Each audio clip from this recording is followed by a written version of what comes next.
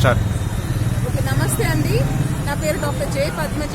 నేను ఉస్మానియా యూనివర్సిటీలో PhD complete అయింది 2013లోనే కంప్లీట్ అయిపోయింది. సో అప్పుడంటే బీఆర్ఎస్ ఉండే సరే పట్టించుకోలేదు. మరి ఇప్పుడు కాంగ్రెస్ గవర్నమెంట్ ఉంది కదా, 6 months అవుతుంది. ఈ రోజు నేను నా ప్రొటెస్ట్ ఈరోజు 131 డే. నేను 130 days ప్రొటెస్ట్ చేసినప్పుడే నాకు కాంగ్రెస్ గవర్నమెంట్ నాకు ఏమంటారు నాకేం న్యాయం చేయలేదు. ఈ రోజు మళ్ళీ నేను ఈ రోజు నుంచి కంటిన్యూషన్ చేయడం స్టార్ట్ చేశాను. నిరుద్యోగ భిక్షాటన నేను ఇది ఆపే ప్రసక్తే లేదు. ఈ రోజు 131st డే.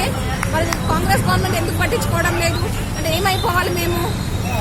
అంటే చదువుకున్న వాళ్ళని పట్టించుకోరు, చదువులేని వాళ్ళని పట్టించుకోరు, చదువుకున్న వాళ్ళని పట్టించుకోరు. మరి మేము ఏమైపోవాలి? పిహెచ్డి చేశాను నేను. నాకు ఇంజస్టిస్ పేరెంట్స్, నా ఫాదర్ లేరు, నాకు అన్యాయం జరిగింది, ఇంకా అన్యాయం జరుగుతూనే ఉంది. మనకు జస్టిస్ ఎప్పుడు వస్తుంది? నేను చచ్చిపోయినాక వస్తుందా? నేను బతుకుంటేనే నాకు జస్టిస్ దిక్కులేదు.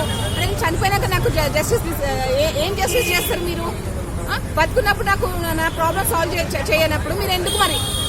మీరు ఆడబిడ్డల ప్రాబ్లమ్ సాల్వ్ చేయనప్పుడు మీరు ఎందుకు చీఫ్ మినిస్టర్గా, మీరు ఎందుకు డిప్యూటీ చీఫ్ మినిస్టర్గా, మీరు ఎందుకు ఎడ్యుకేషన్, అసలు ఎడ్యుకేషన్ మినిస్టర్ లేడు, వైస్ ఛాన్సలర్స్ లేరు యూనివర్సిటీకి. నాకు జస్టిస్ కావాలి, నేను జస్టిస్ కోరుకుంటున్నాను. ఎందుకంటే ఇది ఇష్యూ అనేది బర్నింగ్ ఇష్యూ. అప్పుడే ఎన్ని ఇయర్స్ నుంచి బర్న్ అవుతున్నది. మరి నాకు ఎంత బాధ ఉంటుంది?